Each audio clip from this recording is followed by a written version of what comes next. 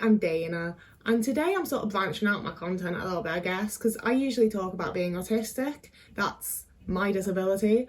But I have friends now that are wheelchair users, and they're my friends, so we go out and about and we do things together and have a good time, or at least we try to. So I want to focus in today's video on a very specific experience one of my friends recently had, and they know that I'm going to talk about this. They've given me my permission, they're comfortable with it. I wouldn't do this video without having talked to them about it, because we went to see East Derby together at the Albert Hall in Manchester, and I knew that a lot of accessibility is not good enough. I knew that my friends' lives when they go out and about in the world as people are generally quite unpleasant and difficult in a lot of ways. I didn't fully... I've had my eyes completely open to the way that accessibility does not exist in most people's minds and in most venues' minds and in the minds of just like the general public. And it's something that I don't feel like I can just be aware of without saying anything about, like if I'm going to have followers and make content, it may as well have a point. Getting right into it, we booked in knowing that we had 2 people in the party who were wheelchair users. So we made sure to book accessible tickets for them so they would be able to, get into the venue and see the show and have an accessible experience. And that is not what we got upon arrival. We ended up going with one less person using a chair than we expected. So you'd think actually it'd be easy. You've halved the amount of people that need it to be accessible. And in the end, I was just glad that we didn't take them so that I didn't have to watch 2 of my friends go through that experience. Honestly, I think we'd have turned around and gone home again. I was very tempted to turn around and go home again anyway, honestly. But my friend is the type that is like, we're here now, we're doing it, we're going for it. So we were initially quite confused upon arriving at the venue because we obviously couldn't go into the main queue because there were steps up into the venue and there was no one there to tell us what to do. The security just told us, the accessibility team will sort you. And did we catch sight of this accessibility team out there ready to help? No, we did not. My friend had to be the loud person in a wheelchair to find the accessibility team and have them finally arrive. And once they were there, they were fantastic. I really do not have negative things to say about the staff members that helped us, other than it took a hot minute to find them, which I'm a very anxious autistic person. Maybe it's just that I have a lot of anxiety on that one. But I really didn't appreciate showing up at the venue and having to just stand outside of the queue where they've already put the bars up. So people are already having to walk on a shortened bit of path. And now there's a bunch of people in wheelchairs there blocking it. And these people are looking at us like we're the ones in the wrong. And we need to move and we need to figure something out when there is nowhere for us to go. We're not being told what to do. And it's stressful and confusing right off the bat, before you've even gotten into the venue. We were then led into the bar next door, which was where we had to wait. And again, the staff were great. They gave us a little wristband thing so that the people that, run the bar know why we're there. It's obviously a part of the system. We were given free drinks. As much as it's we shouldn't be having to deal with this, we should be having this, a similar experience as everyone else as possible. They made it as nice as they could. The person on the accessibility team that we most dealt with was, I think, called James. I'm fairly sure that's what he said. And he continuously came back to let us know this is what's happening now, this other person's going up, this is about how long it's gonna be till you guys can go up, this is how it's gonna go. He gave us as much information as he could and kept us updated so that we didn't get anxious or nervous. He was really, really great. The entire staff team that we spoke to and dealt with were fantastic. I also don't know if I mentioned, but we came an hour early. We showed up at the venue a full hour before the show was supposed to, before the opening act was supposed to start. So we waited in this bar for a little while and then we were led around the back of the building and a ramp was put down on the curb so that my friend could get up to the building. However, this is where the accessibility issues of the building started because they had put in a ramp, but there was a good 1.5 inch, 2 inch sort of just step to get to the ramp once you've gone up from the pavement. I don't know how well I'm explaining this, but my friend's wheelchair cannot do that. If there's too big of a step, they will just get booted out of their chair and fall flat on their face, So they had to leave their chair and push it up the ramp and push it up to where we could then get onto the chairlift, which is where I get really angry because we'd booked ahead, we called ahead, we checked that the building was accessible, and I understand that old buildings can't always be accessible, but we were told that it was. We weren't told in what way, and if we'd known it was going to be a chairlift, we wouldn't have gone. And especially for how long of a trip that it was. This was 7 flights of stairs, and I'll give that some of the flights were only 2 or 3 steps, but it's still with the chairlift having to go up the stairs, stop on the landing, turn the lift, go up the stairs, stop on the landing. It's a very lengthy process, and I will deal with that. You know, it's not ideal. I don't think it's what disabled people should be having to deal with, but I understand that sometimes things are going to take a little bit longer. They're going to take a bit more time. That's not the worst part. The worst part for me is that their accessibility standard, their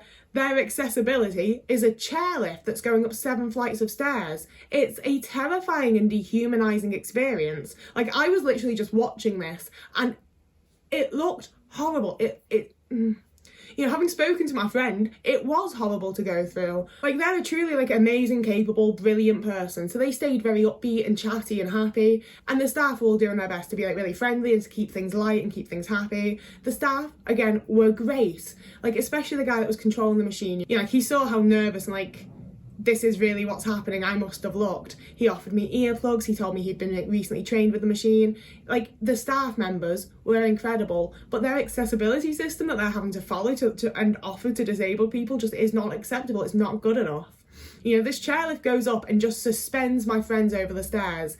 It's terrifying. I'm gonna lean over here and start inserting some video clips here of what the chairlift is and how it looks and how it works, because as much as I'm sure it is safe and the people have been trained, you can't tell me that doesn't just look absolutely horrifying. That very clearly looks like a horrible experience. And then consider the fact that a lot of people have multiple disabilities. So my friend's also autistic. We have sensory issues, and their head is directly by the bit of machinery that is making this horrible noise. You know, they told me after this they haven't had tinnitus in a good little while, and they've got horrific tinnitus again because of this machine.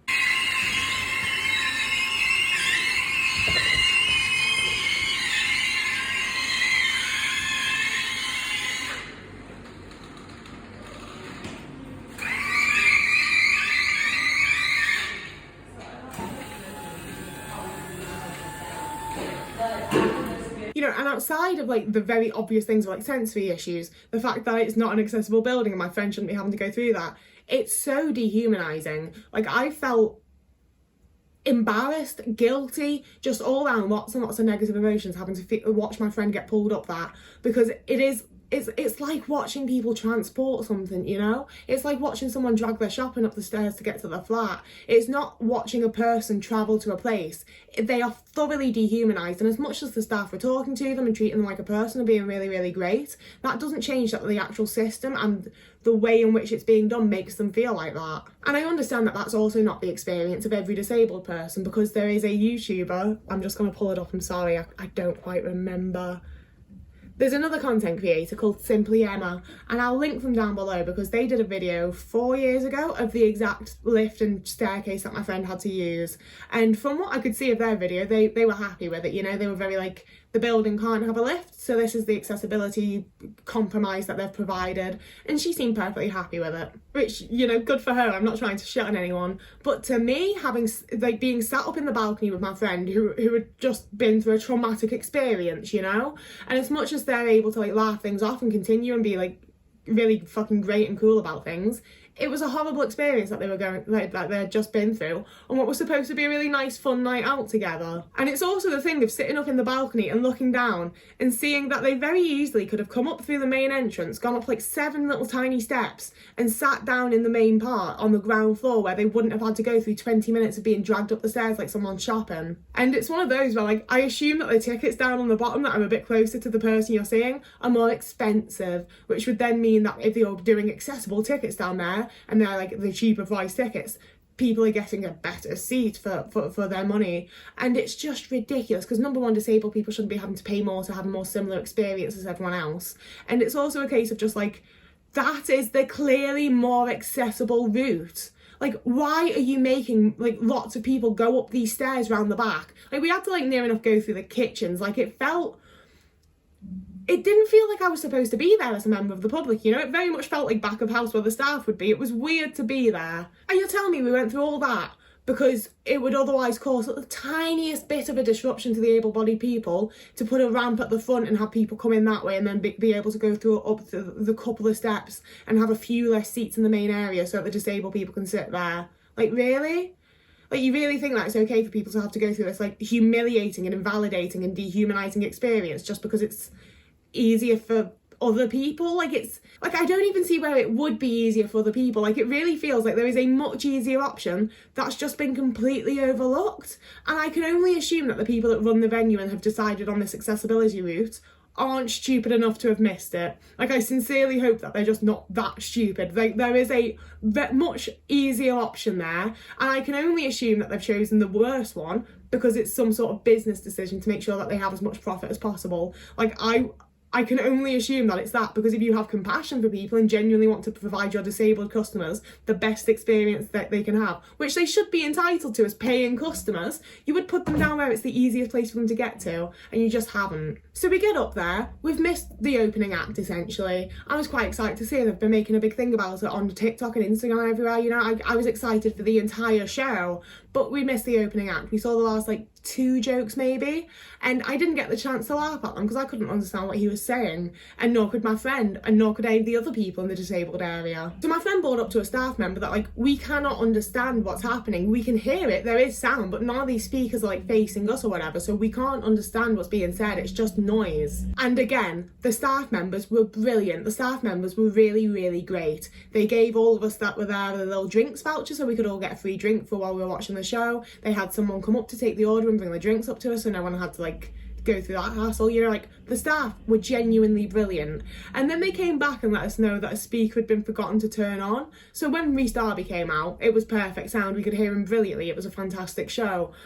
But the more I've thought about that afterwards, the more I'm like, whether this was the venue, whether this was Rhys's team, I don't know who sorts the sound for these things. But it does seem to me like, as I've played a few gigs back when I was trying to be in bands and trying to do music and stuff. I've been at sound checks, you know. I can only assume that they checked the sound for all the people that were sitting in the main general areas, you know, and they just completely did not check the sound for the people that would be sat in the disabled area, which is another issue that I had that I've only thought about like post-event, which is that when I looked across to the like same section on the other side, there was nobody sat there.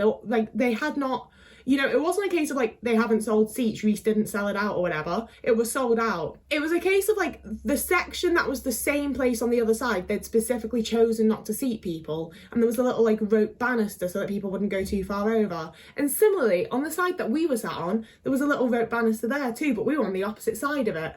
So all of the people that have disabilities and need accessibility were sat very nearly to the back of the stage, quite frankly. Like, I'll insert a picture here, actually. I did take a sneaky, sly little picture when I wasn't meant to do any photography or anything. I spent most of it looking at the back of Rhys Darby's head. I couldn't see his facial expressions for the majority of it. I could see like sort of his profile or the back of his head, because we'd been sat where they don't seat people, you know? If that was where people are normally sat, they would have been on the other side as well, but they weren't. They fully were like, our disabled people, just shove them in the literal corner where we never normally put other people. It's not acceptable, it's not cool, it's weird. You know, it's one of those where I'm sure that like people with physical disabilities are more than aware of this stuff and have been for a very, very long time. You know, I'm aware that this isn't like some new thing that suddenly popped up that I'm angry about. I know that like other people have been angry about this for years and years and years, and it's an issue that like has existed for a very long time that I am only just becoming aware of. But it just baffles me. Like, you literally sat us where you don't normally seat people because it's not a good view. Like, how is that acceptable? And it's a case of, as well, like, me and my friend both said, like, we're not going to enjoy the show as much as we should because we're constantly thinking, like, we've still got to go down. We've still got to go down those stairs again, you know? At one point during the show, my friend needed the bathroom, and luckily I'm still learning my language with this. I do think it's called an ambulatory wheelchair user. They can get up and walk a little bit when they need to. So they were able to just get up and walk to the bathroom that was on our floor. But for the other people that had used the chairlift and other ways to get up and down the stairs, which I'll talk about in a minute, I don't know how they would have gotten to the bathroom if they needed it during the show. You know, I think they would have had to like reload them and take them down multiple flights. I don't know how they would have accessed the bathroom if they couldn't get out of the chair and walk like my friend can, you know? And as I've said, I am personally a very, very anxious person. So as much as I'm aware that like 99.999% of the time, you're just going to go and watch the show and go home afterwards, there's that big part of me that's like, what if there's a fire? What if there's this? What if there's that? What if there are any of these things that can happen? You know, I know it's very rare, but these things can and do happen. If there's any event that goes on here where we need to be evacuated, where we need to get out quickly, where there's some sort of danger or like it's unsafe, we're fucked. like perish, die. Like, we have no options, you know? Like, what are we gonna do? Am I, like, you know, if there is any sort of emergency, like, one person can start going down, and in 20 minutes the next person can start going down. And it's also the thing of, like, being an able-bodied person who's friends with people in wheelchairs, I'm so often seen as their carer and treated as their carer. Like, people will often speak directly to me instead of them, even though, like, I don't speak, I'm the anxious bitch. Like, it's the person in the wheelchair that can do the talking and all of the stuff, you know? I'm just gonna stand here. Which was another thing I really appreciated about these staff members, honestly, is that they spoke directly to my friend, and they did basically ignore me, which sounds a bit mean, but, like, I'm stood there not saying anything. That's what they should do. But because even in, like, small minor situations, I'm very much seen as, like, oh, well, you'll deal with them, I genuinely believe that if we were ever in a situation like that again where there was some sort of emergency, like, as kind as the staff are, they have other things to do during an emergency, and I do think that the disabled people would just be left to, like, hope you've got an able-bodied friend that can help you get out, you know, like, hope you've got someone with you. So both because we needed to get out and catch a train, like, we did not have time to wait for other people to go down and bring the chairlift back up and everything, and also because we were the last in, so they would have had to somehow get other wheelchairs around my friend, which I don't think they could have done, honestly, to get other people out first, so we were the first people to go down. It is faster going down, and honestly, it was fucking scarier, because there was a point where one of the buttons came out of the handle of the machine, and the way that I've been told that it works and the way they were discussing it, you have to push in both of the handles, like both of the little buttons on the handles, for the machine to move, which meant while this button wasn't in the handle, my friend was just suspended over a flight of stairs. They were just stuck there. They could not move the machine, and my friend had to just sit there while they struggled to get the button back into place, you know? And again, it's not the staff's fault. They're just doing what they can. They're doing what they're told. They're doing their job, and they're being really nice and kind and friendly and apologetic and everything else while they're doing it, you know? Like, there is no shittiness from me towards the staff here. But using a machine like that on so many stairs, what do you do if my friend had gotten stuck? You know, like, genuinely, what would they have done if they hadn't been able to get the button back in and the machine was just stuck there with my friend in their wheelchair on top of it? Just suspended over, you know, it's suspended over a flight of stairs. That's a good, like, 8-foot drop. It's a lot of space to just be suspended above in your wheelchair. It's terrifying. You know, and they did get the button back in and we did get down without any further hassle after that. But what if we hadn't, you know? Like, I know that it's a what if and it's a hypothetical, but it also isn't, because the button did fall out. It's just because the guy saw exactly where it fell and picked it up again. If that had, like, bounced down the stairs or something, what, are you gonna pick up my... They're suspended. I genuinely think that, like, if that happens again and they can't find the button, I think they'd have to call the fire brigade, you know? I don't know what you'd do. And it was also while going down the stairs that we found out that someone else who had arrived using a chair, because they had a cane with them, they were just like, can you walk? And obviously, being asked that, I would assume that the person expected it to be a fairly short walk to their seat. Instead, this person was taken out of their chair, past their cane, and told, like, get up these stairs that my friend had to use the chairlift for, you know, the entire 7 flights. So someone who is usually using a wheelchair had to walk up and down 7 flights of stairs that night. Bet they felt great the next day. Also, while going down the stairs, another member of staff went past us with a very, like, flimsy little plastic wheelchair, you know, the types that you get, like, in a supermarket when you just need it to bop around, like those really cheap shitty ones. And he was taking that upstairs because they were going to carry somebody down in it. Like, my friend asked further questions because they were like, no, really? And he was like, yeah, there's going to be one person on each corner and we'll carry them down. And again, lovely staff member, he's doing everything he can to provide the accessibility that they can. That's not accessibility. That is not acceptable. That is terrifying. Can you imagine being sat in, like, a wobbly plastic wheelchair, having 4 people just carry you down multiple, like, flights of stairs? You know, and there is a big part of me that's like, you're doing this at the back on these stairs because you don't want people to see that the way that you're treating disabled people, that has to be it. Because surely if other people saw the way that you're treating them in the way that I now am, because I have friends that use wheelchairs, they would be as angry as I am.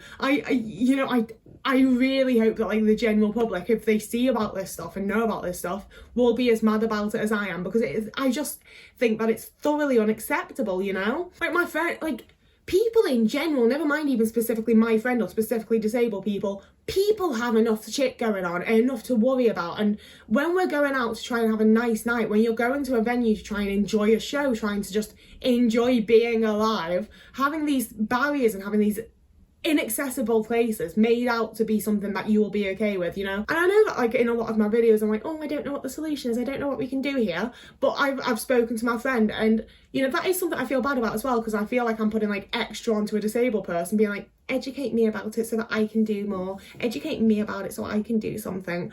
But it is also a case of like, my friend is fucking tired, they have a lot on, they don't have the time and energy to be making these like big lengthy videos like I do. If you can do something, you should, basically. So having further spoken to my friend, the solution they would be happiest with is if Albert Hall and venues like it, where we understand that you're a listed building, you can't just shove a lift in it somewhere. We understand that you're working with the accessibility that you have, but it's also not real accessibility, and we should be made aware of that. So for me and my friend, and the solution that we think would be best for the venues like this, is to provide an accessibility map on your website. You know, like, I know I'm aiming this at Albert Hall because that's the venue in which we had this experience, but I really think it would be best if every venue created an accessibility map on their website, so that when a show comes up that you want to go see, you can just go on the website, click the accessibility map, and see what it is that you have to go through in order to get to your seat as a disabled person. If you don't have a way for a disabled person to comfortably get to their seat for them, then they should be aware of that. Because like I say, Simply Emma that made the video about this seemed happy enough with it, and if other people are happy to do that, good for you, get to your seat. Like, it's,